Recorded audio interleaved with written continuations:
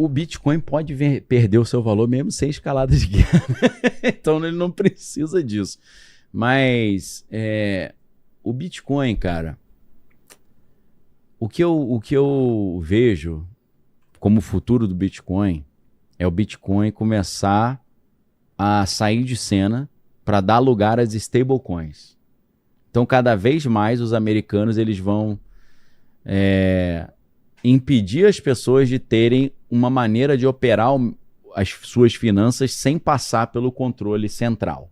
E a melhor maneira de fazer isso é acabar com a ideia das moedas digitais dos bancos centrais, né? Porque você tem 3 coisas diferentes. Você tem o Bitcoin, que nasce com uma proposta ali de ser uma moeda descentralizada e fugir desse controle estatal. A gente tem abaixo do Bitcoin, ou tipo assim, pegando uma ideia boa e transformando numa coisa do demônio, você tem as CBDCs, que são as Central Bank Digital Currencies.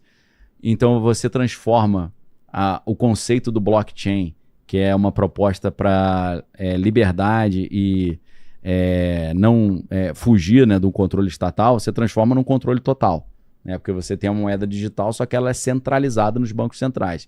Então é o demônio pegar um negócio que era do bem e transformar numa ferramenta do mal. Só que agora a gente está vendo o Trump literalmente matando as CBDCs, porque o Trump, ele, para agradar o Vale do Silício que o colocou no poder, ele emitiu uma ordem executiva proibindo o Banco Central americano de fazer uma moeda digital. Aí você fala, então Trump vai acabar com as moedas digitais centralizadas, vai deixar só o Bitcoin e o Ethereum, né, as moedas descentralizadas. Não.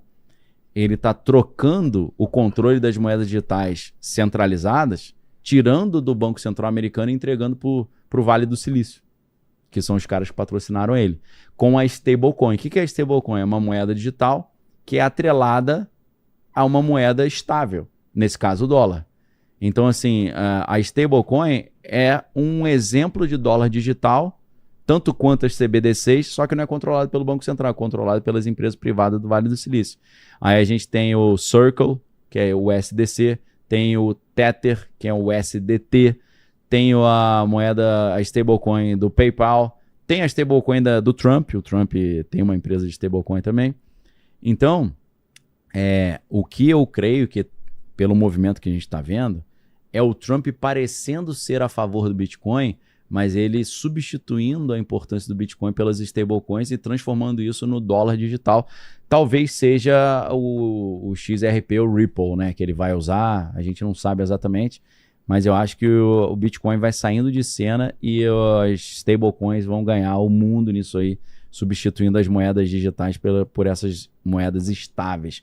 Estáveis, tão programáveis e controláveis quanto as CBDCs, né? Então é um sistema que parece lindo de liberdade, mas é um sistema que permite todas aquelas coisas preocupantes, né? De apertar um botão, cancelar a conta do cara, o cara não ter crédito social, não tem acesso à conta, a moeda ser programável no sentido dela ter um prazo de validade, né? Você ganha um crédito de stablecoin dia 5, dia 30 ela expira, você tem que consumir naquele período e só comprar aquilo que o sistema permite, né?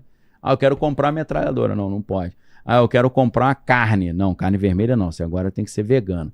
Então é tão satânica quanto as CBDCs, mas ela aparenta ser um negócio mais moderno, né? Então acho que aí o stablecoin, o Bitcoin, ele vai saindo de cena. Talvez isso gere uma desvalorização do Bitcoin, né? Tô olhando o cenário e imaginando o que pode acontecer. O Felipe Fio, ele perguntou aqui, ó, se depois da invasão aí do Trump no Equador, ele também pode invadir o Brasil. E se isso acontecer, se o Brasil conseguiria responder à altura. Com certeza. Só com memes, né? só chamar o Nelson Ned, né? Que vai responder à altura ali, né? Com memes a gente vence. Não tem. A gente fez um flashback histórico, né? Quem peitou se ferrou. Né? A Dilma sofreu impeachment. O Lula, na época, acabou, né, indo para prisão. O Bolsonaro está do jeito que está. Vargas morreu, João Goulart morreu. Outros morreram também, porque se você pega a história do governo militar, o Castelo Branco e o Costa e Silva, eles tiveram morte meio estranha. Né? Acho que foram 2 acidentes. Depois confere para mim, Homer. O Castelo Branco, se eu não estou enganado, ele caiu o helicóptero e o outro bateu de carro, alguma coisa assim. Assim como aconteceu com o Juscelino Kubitschek também. O Juscelino Kubitschek morreu num acidente de carro. Dizem que porque ele estava querendo voltar, ou ele tinha um quê meio assim, mais comunista, os americanos supostamente sabotaram, né? João Goulart também teve uma morte estranha no exílio. Então dizem que não foi só o João Goulart e o Vargas que peitaram os Estados Unidos, tiveram mortes estranhas, não. Até uma galera do... Porque no governo militar você tinha a linha dura e você tinha a Sorbonne. Sorbonne é a galera que os militares estudaram na França, que tinha uma visão meio de esquerda, assim, entendeu? Era mais... Então você tinha uma briga entre a linha dura e a Sorbonne. Então, o Castelo Branco... Dizem que considerava ele muito light, que a galera queria endurecer mais, né? Aí depois vem o AI-5, né, com Costa e Silva. Mas até o Costa e Silva também teria... Achou aí? Eu me lembro.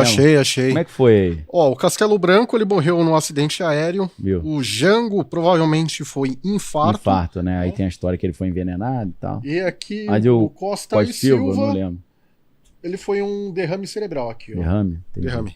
Aí você entra que é até aquela história do...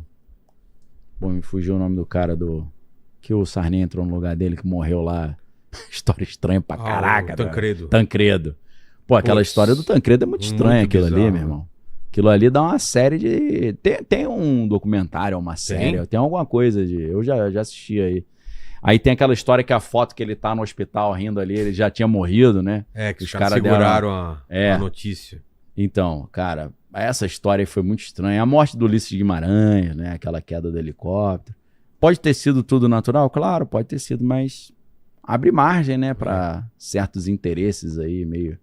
Uma coisa muito estranha também foi que vários líderes tiveram doenças na mesma época. O Lula teve câncer, a Dilma teve câncer, o Hugo Chávez teve câncer, o Enéas teve... O Enéas acho que foi um pouco antes, mas esses líderes latino-americanos todos tiveram câncer na mesma época, né? Aí já é uma... E o Hugo Chávez morreu de câncer, né? Aí já é uma outra teoria, né? Aí dá até pra gente meter o John Kennedy nisso aí, mas aí já é outra história. Já é outro tema, né? Eu não sei, Vila, se você quiser perguntar, não sei se falta alguma coisa aí. Então, isso que eu tava tanto pensando. tema que, pô... A gente falou do Estreito, falou do... pensado da onde, do Apocalipse, por exemplo? A relação com o Apocalipse, né, na Bíblia. Então, Magog.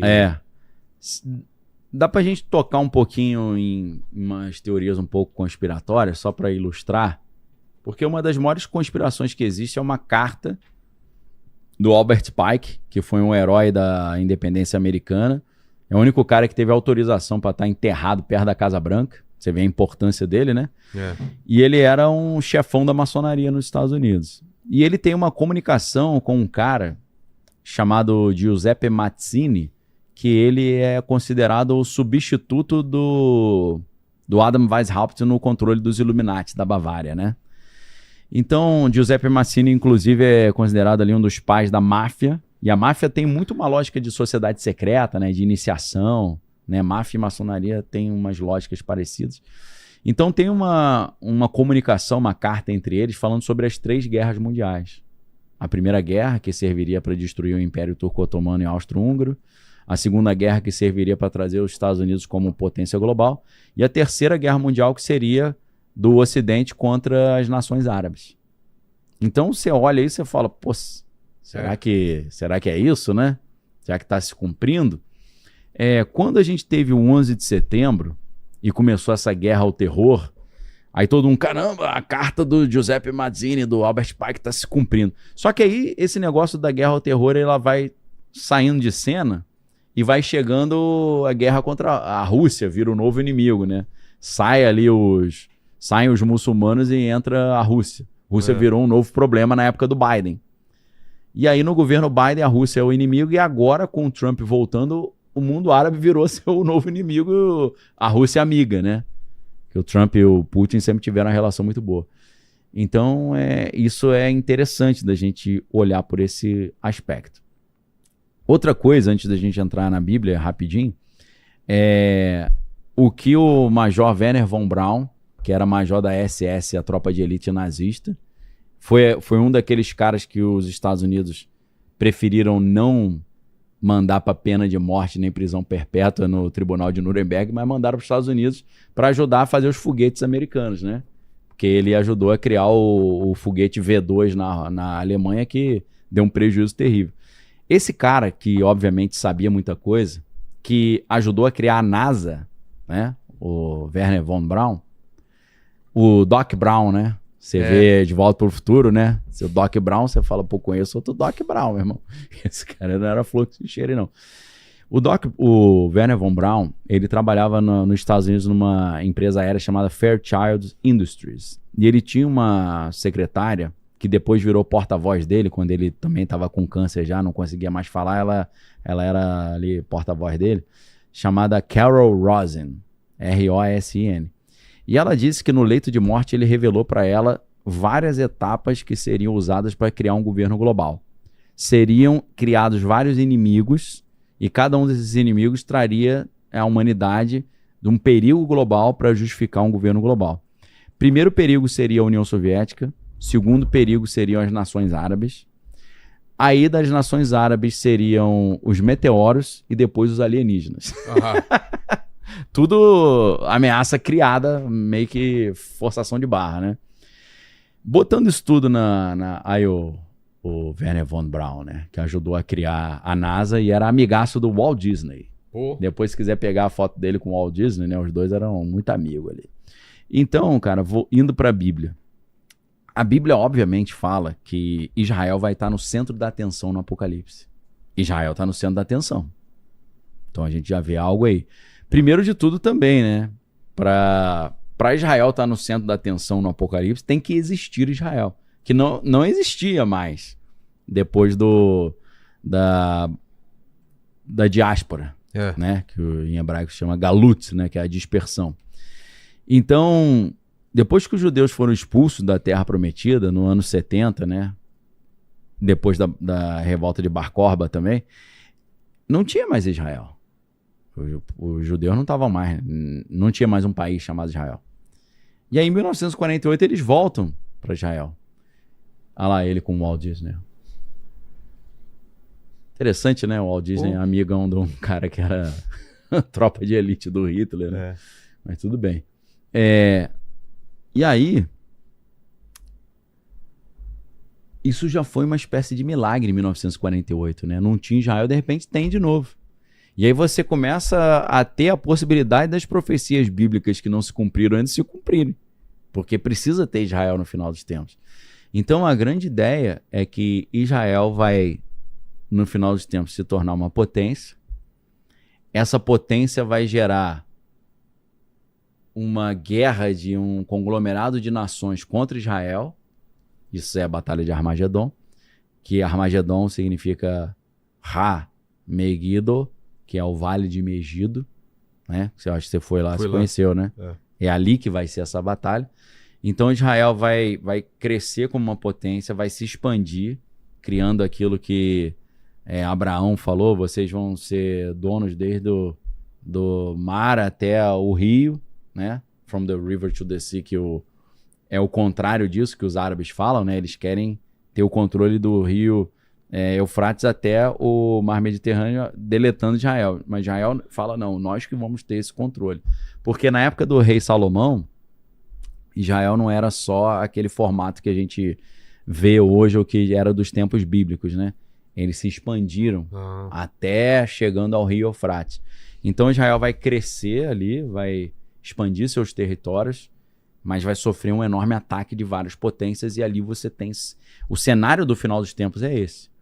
Então, se a gente volta para aquela ideia que os Estados Unidos já estão querendo ir embora do Oriente Médio e deixar para Israel, você está vendo ainda mais essa profecia se cumprindo. E aí entra um ponto, Vilela, que foi muito legal, que eu me lembrei agora. Algumas coisas muito estranhas apareceram essa semana. Saiu noticiário de... Não é teoria da conspiração, não é, veículos de grande circulação.